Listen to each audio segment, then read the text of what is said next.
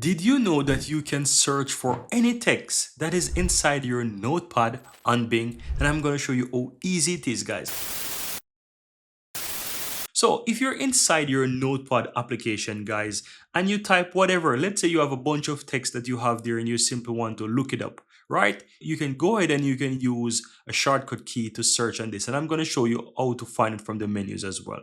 So let's say I would like to type in Jamaica, right? So I'm from Jamaica originally, currently living in Czech Republic, but I'm going to show you how I can easily look this up. So you want to simply find the text that you want. So I'm going to simply go ahead and type in Czech Republic as well. Let me go ahead and type in Republic.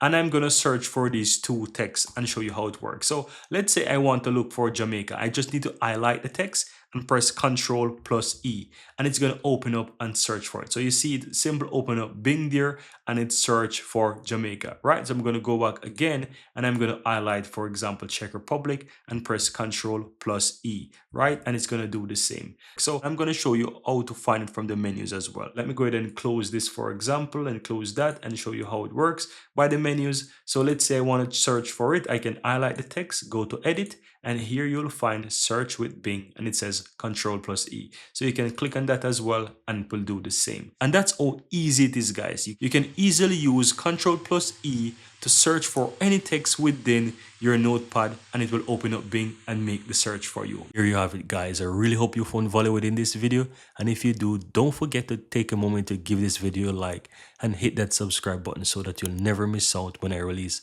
future videos just like this one. Thank you guys for watching and see you next time.